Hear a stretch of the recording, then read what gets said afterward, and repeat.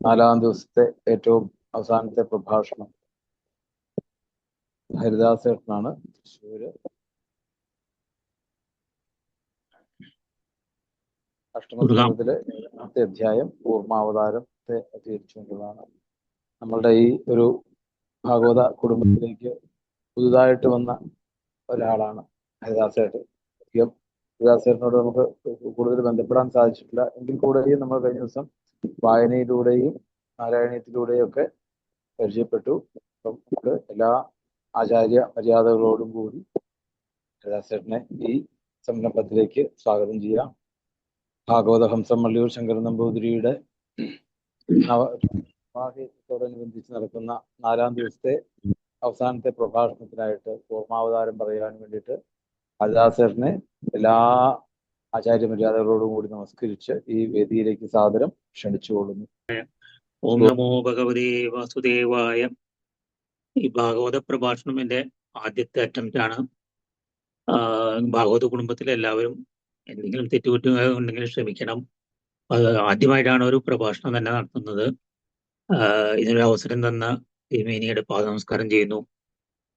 ഇത് എനിക്ക് തന്നകണത് പാലാഴി മദനം കൂർമാവതാരം ശിവൻ വിഷപാനം ചെയ്തതാണ്. അപ്പോൾ അതിനു മുമ്പായിട്ട് ഈ പാലാഴി മദനം ചെറുതായിട്ട്, സമയം വൈകിയെങ്കിലും ചെറുതായിട്ട് പാലാഴി മദനത്തിന് എന്താ കാരണം എന്നുള്ളത് ചെറുതായിട്ട് വിവരിക്കുന്നു.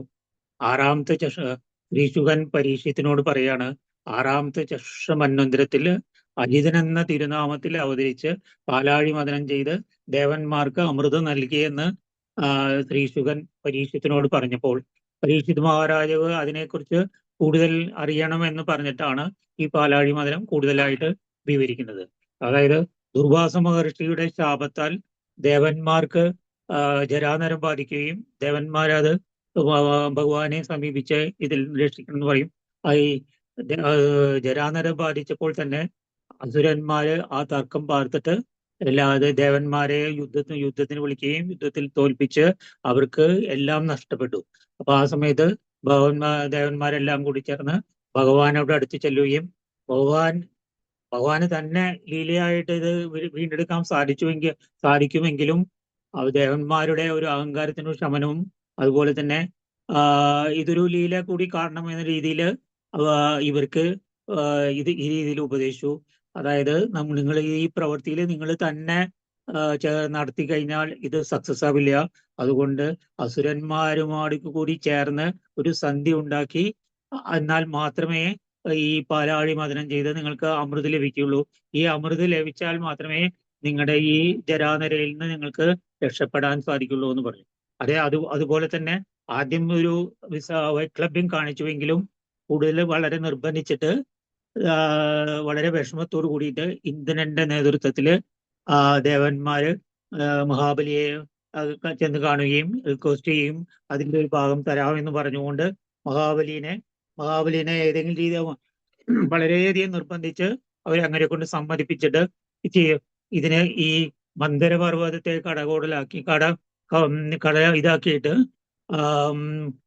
വാസുകിനെ കയറാക്കിക്കൊണ്ട് സമുദ്രത്തിൽ മദനം ചെയ്ത് കഴിഞ്ഞാൽ അമൃത് ലഭിക്കുമെന്ന് പറഞ്ഞ് അവര് ഇതിന് തയ്യാറെടുക്കുകയാണ്. ഇതാണ് 6ാമത്തെ അധ്യായത്തില്. അതിലെ അവര് മന്ദരപർവ്വതം പുഴക്കി കൊണ്ടുവന്ന് സമുദ്രത്തിലേക്ക് സമീപിച്ചപ്പോഴേക്കും എല്ലാവരും കൂടി പുഴക്കിയെടുത്ത് സമുദ്രത്തിലേക്ക് നടക്കപ്പോഴേക്കും കുറെ നേരം ചെന്നപ്പോൾ ഭാരം താങ്ങാനാവാതെ എല്ലാവരും തളർന്നതിൽ വീണുപോയി. ഉടനെ തന്നെ എല്ലാവരും വീണ്ടും ഭഗവാനെ പ്രാർത്ഥിച്ച് ആ നിസ്സാവസ്ഥയിൽ നിന്ന് ഭഗവാൻ അവരുടെ ഗരുഡ വാഹനത്തിൽ അവിടെ എഴുന്നള്ളി തന്റെ അമൃത കടാക്ഷത്തിൽ തന്നെ പാർവതി പർവ്വതത്തിനിടയിൽപ്പെട്ട് ജീവിപ്പിക്കുകയും അനന്തരം ഒരു തൃക്കൈ കൊണ്ട് ഒരു ലീലയെടുത്ത് പർവ്വതത്തെ ഗരുഡന്റെ മുകളിൽ വെച്ച് സമുദ്ര തീരത്തിൽ എത്തിച്ചു. ഇത്രയാണ് അധ്യായം 7 മുമ്പുള്ള പാലാഴി മതത്തിന്റെ ബാക്ക്ഗ്രൗണ്ട്.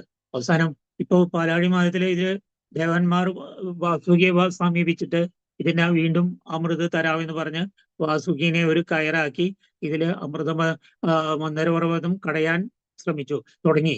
അതിനു മുമ്പായിട്ട് ഇവര് ദേവന്മാര് ആദ്യം തന്നെ ഭഗവാന്റെ ഇംഗിത പ്രകാരം തന്നെ ദേവന്മാർ തലഭാഗത്തും ചെന്നു.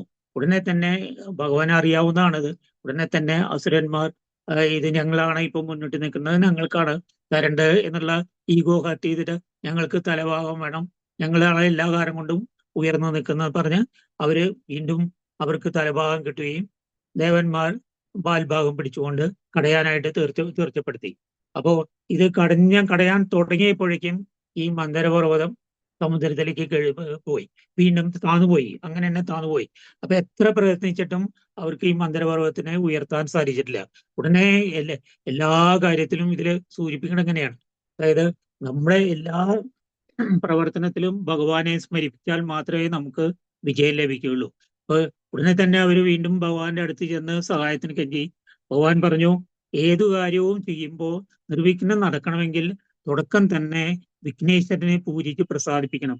അത് ചെയ്യാത്തതുകൊണ്ടാണ് ഇങ്ങനെ സംഭവിച്ചതെന്ന് പറഞ്ഞ് വിഘ്നേശ്വര പൂജകളെല്ലാം ചെയ്തുകൊണ്ട് ഭഗവാൻ തന്നെ കൂർമ്മമായി അവതരിച്ചുകൊണ്ട് ഈ മന്ദരപർവ്വത്തെ ഭഗവാന്റെ മുകളിൽ വെച്ചുകൊണ്ട് കടയാനായിട്ട് തുടങ്ങി.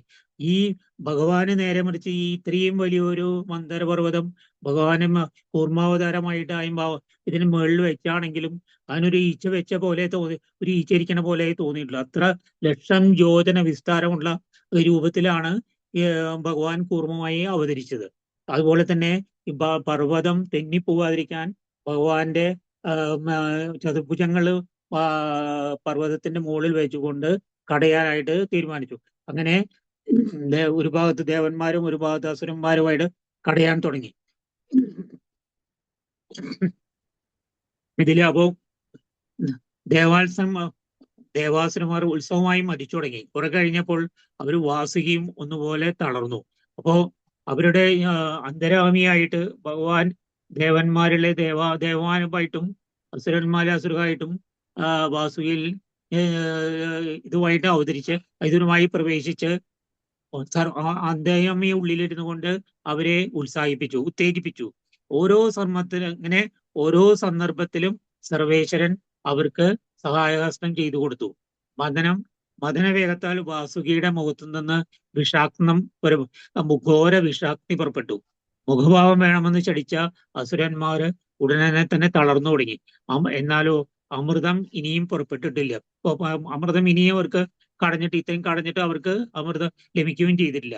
ഈ അവസ്ഥയിൽ എല്ലാവരും ഭഗവാനെ വീണ്ടും ഇവരെ ദേവാസുരന്മാർ ഭഗവാനോട് 4 തൃക്കൈകൾ കൊണ്ടുകൊണ്ട് 2 ഭാവം പിടിച്ചുകൊണ്ട് ഭഗവാൻ ഒറ്റയ്ക്ക് അതിഗംഭീരമായി മദനം ചെയ്തു.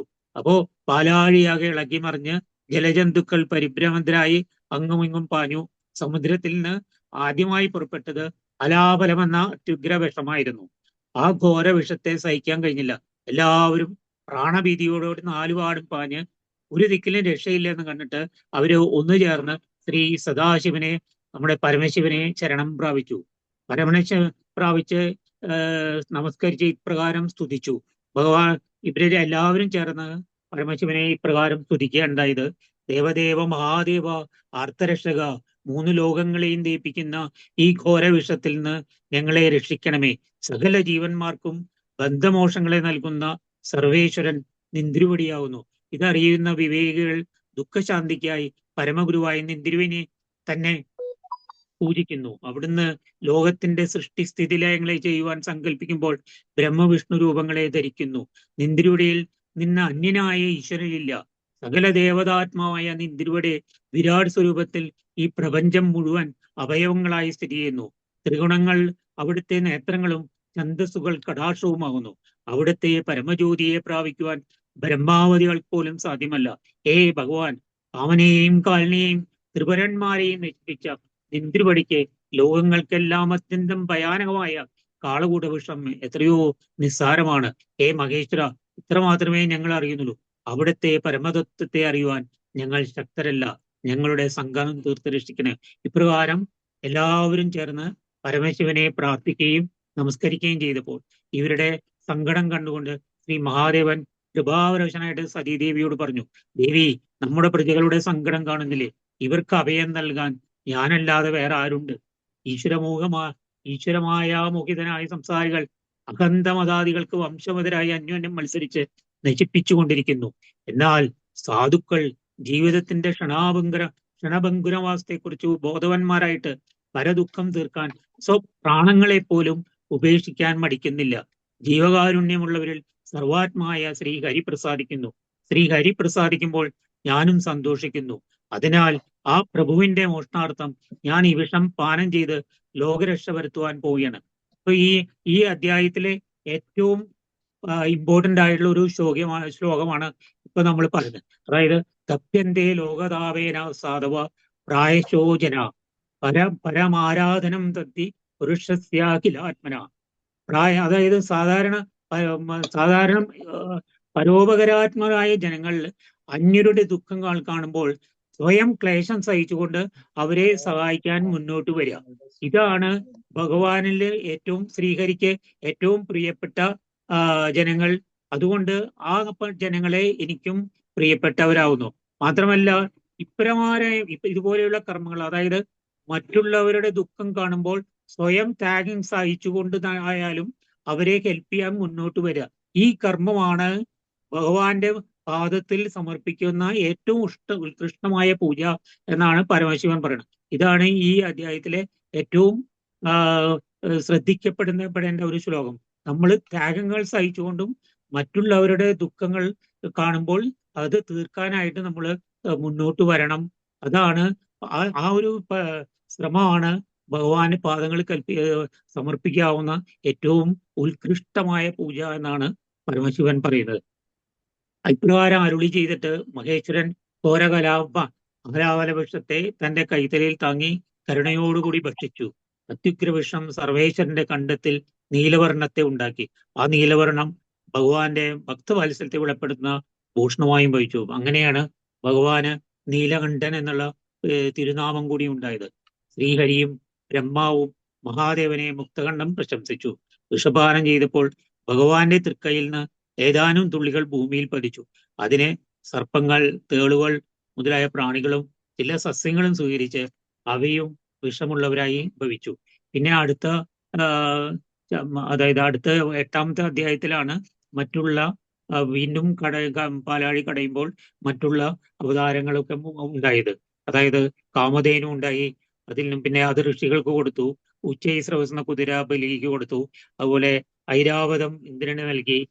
പിന്നെയാണ് കൗസ്തുഭം മഹാവിഷ്ണുവിന് തന്നെ ലഭിക്കുകയും പിന്നെ പാരിജാത വൃഷ്ണന് ലഭിച്ചു. പിന്നെ അപ്സരസിന് അവസാനം പിന്നെയാണ് ലക്ഷ്മി ദേവിയും പിന്നീട് ധന്വന്തരമൂർത്തിയുടെയും അവതാരമാണ്. ഇതെല്ലാം അടുത്ത അധ്യായങ്ങളിലാണ്. അത് ഈ തിരുമേനിയുടെ ഇൻസ്ട്രക്ഷൻ അനുസരിച്ചിട്ട് അതാത് അധ്യായങ്ങളിൽ ഒതുങ്ങി നിൽക്കുക എന്നുള്ളത് കൊണ്ട് ഇവിടെ വെച്ച് ഞാൻ വാക്കുകൾ അവസാനിപ്പിക്കുന്നു. പറഞ്ഞ വാക്കുകൾ ഭഗവാന്റെ തൃപ്പാദങ്ങൾ സമർപ്പിക്കുന്നു. ഇങ്ങനെ ഒരു അവസരം നൽകിയ തിരുമേനിക്കും നമസ്കാരം ചെയ്യുന്നു. അതുപോലെ ഈ ഭാഗവത കുടുംബത്തിലെ എല്ലാവർക്കും എന്റെ നമസ്കരിക്കുന്നു. എന്തെങ്കിലും കുറവുകൾ ഉണ്ടെങ്കിൽ ക്ഷമിക്കണമെന്ന് പറയുന്നു. ആസ്വാദ്യകരമായിട്ടുള്ളൊരു പ്രഭാഷണം പറയാതിരിക്കാൻ പറ്റില്ല. കാരണം ആ